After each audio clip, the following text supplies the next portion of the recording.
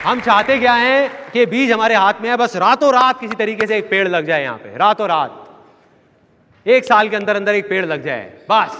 हो सकता है क्या? नहीं हो सकता। तो सही तरीका क्या है कि बीज को बो दो, छोटे से छोटे स्टेप्स उठाओ, उसको खींचो मत, खींचातानी मत करो, स्टेप्स उठाओ। मतलब के ना भागना है ना रुकना है, बस चलते रहना है।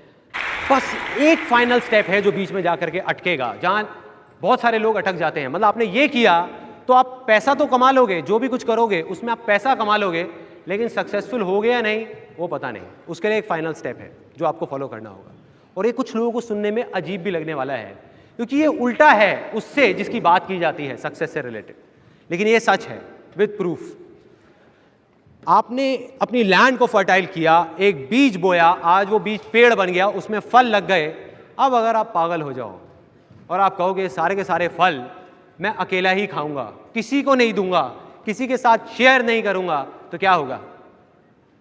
या तो वो फल सड़ जाएंगे या फिर आप खुद खा खा के मर जाओगे। अब एक ऐसी कहानी है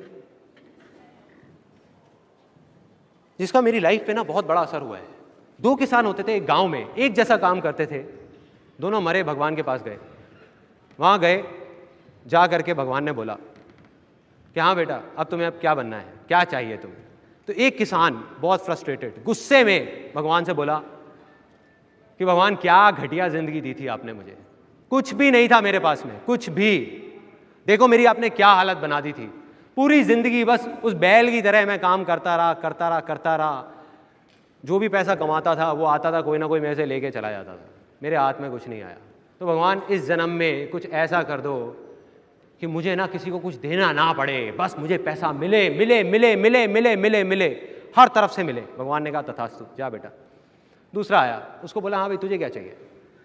कहता भगवान आपने मुझे इतना कुछ दिया कि मैं आपसे क्या मांगू, मेरे को एक अच्छा परिवार दिया था, अच्छा खासा मेरे को काम दिया था, अच्छा गांव था, खाने की कभी कोई कमी नहीं हुई, कभी मैं भूखा नहीं सोया। बस एक ही कमी रह गई मेरी ज़िंदगी में, मेरे दरवाजे पे ना कई बार कुछ भूखे लोग आते थे कुछ मांगने के लिए, बस कुछ ऐसा कर दो कि मेरे दरवाजे से कोई भूखा ना जाए। भगवान ने कहा तथास्तु, जाओ भाई। दोनों का जन्म हुआ उसी गांव में, दोनों बड़े हुए। पहला आदमी जिसने कहा था कि मुझे बस मिले मिले मिले मिले मिले और मुझे किसी को देना ना पड़े, वो बना उस गांव का सबसे बड़ा भिखारी। देना ना पड़े, बस मिले मिले मिले मिले मिले। और दूसरा आदमी जिसने कहा था कि मुझे कुछ नहीं चाहिए, बस कोई भूखा ना रहे, वो बना उस गांव का सबसे अमीर आदमी। सिंपल है, अगर आप हंसते रहना चाहते हो उसका सिर्फ एक ही तरीका है, हंसी दो, हंसी दो, और कोई तरीका नहीं है। आप गुस्से से देखते रहो सामने वाले को और एक्सपेक्ट करो यार ये मेरे को हंसा नहीं रहा, कैसे हंसाएगा यार? कैसे हंसाएगा कोई आपको? आपको कैसे हंसी मिलेगी, कैसे खुशी मिलेगी अगर आप किसी को खुशी नहीं दोगे? आप लड़ते रहोगे तो सामने वाला भी आपसे लड़ेगा ही ना। यहाँ कितने हस्बैंड्स बैठे हैं जो चाहते हैं कि उनकी वाइफ उनको बहुत रिस्पेक्ट करे? सब चाहते हैं। उसका सिर्फ एक तरीका है, अपनी वाइफ को रिस्पेक्ट दो, बस, और कोई दूसरा तरीका नहीं है। चाहते हैं लेकिन देते नहीं हैं, प्यार चाहते हैं लेकिन देते नहीं हैं, बस चाहते हैं कि हमें मिले, हमें सब कुछ मिल जाए। अब मैं जो बात बोलने वाला हूं उसमें झटका लगने वाला है, यहाँ पर बहुत सारे लोगों को बहुत तेज झटका लगेगा। अब यहाँ कितने लोग हैं जो चाहते हैं उनके पास बहुत सारा पैसा हो? उसका सिर्फ एक तरीका है, पैसा दो। कुछ लोग जो तालियां नहीं बजा रहे ना वो बहुत सीरियस हो गए, उनको लग रहा है मैं एक डब्बा लेके आ जाऊंगा, 10 रुपए 10 रुपए 10 रुपए 10 रुपए 10 रुपए 10 रुपए। पैसा दो। पैसा कोई कैसे दे सकता है? पैसे के बारे में तो बहुत अजीब अजीब चीज़ें हमारे अंदर बैठी हुई हैं और बहुत गहराई तक बैठी हुई हैं। बाप बड़ा ना भैया, सबसे बड़ा रुपया, राइट? और कुछ लोग हैं उन्होंने सच मान लिया इस बात को, वो सही में अपने माँ बाप से लड़ रहे हैं, अपने भाई बहनों से लड़ रहे हैं, पैसे के लिए, पैसे के लिए। मैं ये नहीं कह रहा पैसा इंपॉर्टेंट नहीं है, वो कहना बेवकूफ़ी होगी।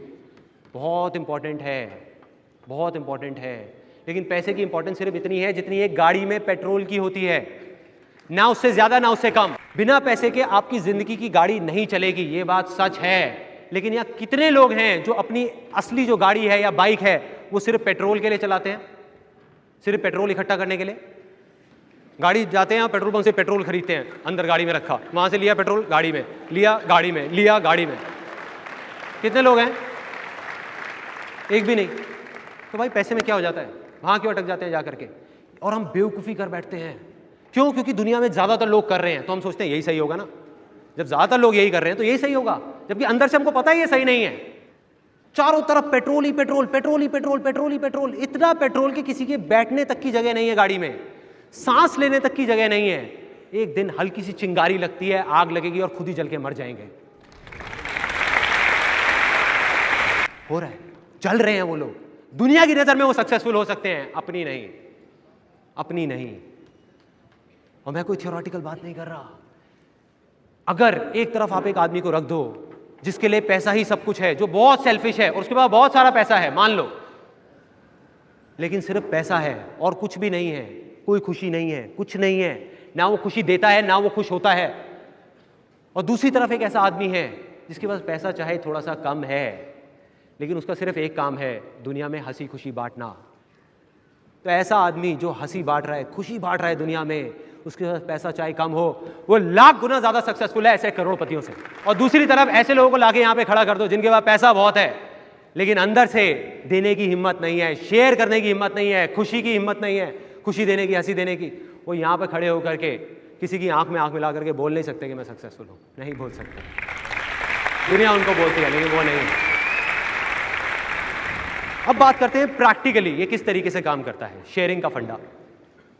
मेरी लाइफ में एक ऐसी स्टेज थी जब मैं फोटोग्राफी करता था, तब मैं अकेला ही सब कुछ करता था। मतलब मैं खुद ही पियोन था, खुद ही अपना फर्श साफ करता था, घर में ये कोने में छोटा सा एक टेबल चेयर लगाई हुई थी, खुद ही लोगों के लिए पानी लेके आता था, खुद ही फोटोग्राफी करता था, हाँ, खुद ही काउंसलिंग करता था, खुद ही बातें करता था। उस टाइम पे मुझे समझ आ गया कि मैं अकेला सब कुछ नहीं कर सकता। तो एक फ़ीमेल को रिक्रूट किया, किसी के रेफरेंस से एक फ़ीमेल ने ज्वाइन किया। जब वो फीमेल आई जॉब के लिए तो उसने बोला कि मेरे को 10,000 रुपये सैलरी चाहिए।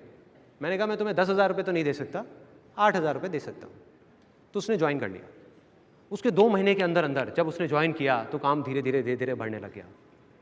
2-3 महीने बाद मेरे दिमाग में क्या आया कि यार आज मैं 20-25 हज़ार रुपये महीने का कमाता हूँ, उसमें से 8,000 रुपये तो ये लड़की ले जाती है, मैं तो बेवकूफ़ हूँ। तो मैंने बड़े पोलाइटली उसको बोला कि भाई ऐसा है कि मैं तुम्हें 8,000 रुपये नहीं दे सकता, मैं तुम्हें 6,000 रुपये दे सकता हूँ, करना है करो नहीं तो चले जाओ। तो वो छोड़ के चली गई। वो जब गई उसके 1 साल तक मैं जहाँ था वहीं का वहीं अटका रहा, एक कदम भी आगे नहीं बढ़ पाया, एक कदम भी। कोई भी आदमी हो या कहीं भी है इस दुनिया में, अगर वो कहता है ना कि मैं अकेले सब कुछ कर सकता हूँ, तो वो झूठ बोल रहा है। उसको लोग चाहिए उसकी मदद करने के लिए, मगर कोई किसी की मदद क्यों करेगा? हर आदमी पहले अपनी मदद करेगा, तो वो आपकी मदद सिर्फ तब करेगा जब आप उसकी मदद करने की सोचोगे। सिंपल।